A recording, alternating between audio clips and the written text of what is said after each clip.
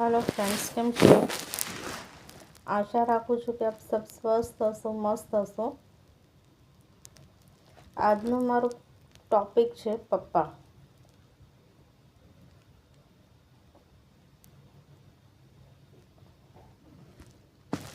મેં ઈશ્વરને જોયા નથી, પણ મારા પપ્પામાં જ મને દેખાય છે ઈશ્વર. કોઈ આપણે ઈશ્વરને જોયા જ નથી.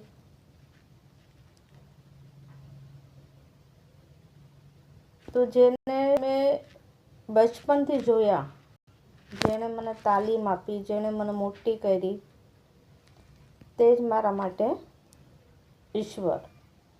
ઈશ્વર ક્યો, ખુદા કો સબ કુછ. દરેક દીકરીઓ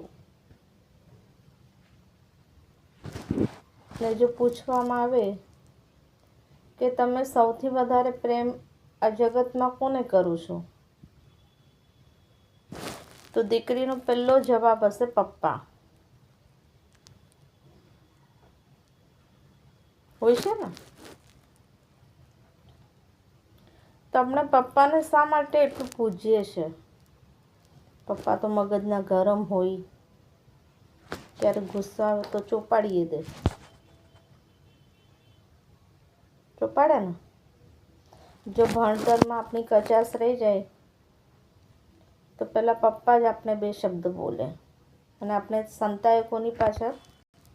મમ્મીના પાછળ. પણ તેમ છતાં દીકરીઓ પપ્પાનો આગ્રહ વધારે રાખે. પપ્પા બહુ ગમે. શા માટે ખબર છે?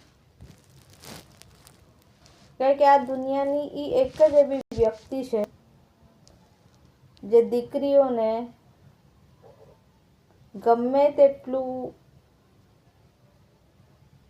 એની ભૂલ હોય ને દીકરીઓની, તો પણ માફ કરી શકે. દીકરીઓની બધી જ જીદ પૂર્ણ કરનાર એક પિતા હોય. થોડું ગુસ્સે થાય, થોડું બોલે, તેમ છતાં પણ સવારે જો આપણે સ્કૂલ ગયા હોય ને તો પહેલાં આપણા મમ્મીને પૂછે, બરાબર મૂકી આવી હતી ને? જેવા આપને સ્કૂલેથી આવવાનો સમય થાય ત્યારે મમ્મીને એક ફોન કરીને એમ કહે, બેટા આવી ગઈ. દીકરીઓને માત્ર બેટા બોલે તે પપ્પા.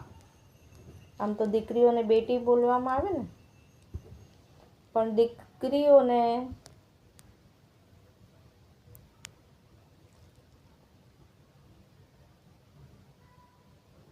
એક ઉપનામ તરીકે બેટા શબ્દ એક બાપ જ કહી શકે.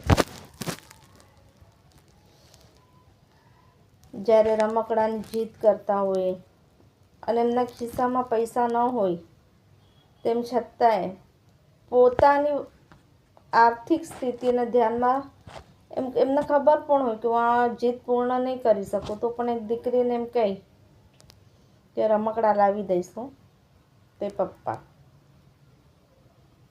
ભણતરની ફીસ ન હોય ઘણી વાર,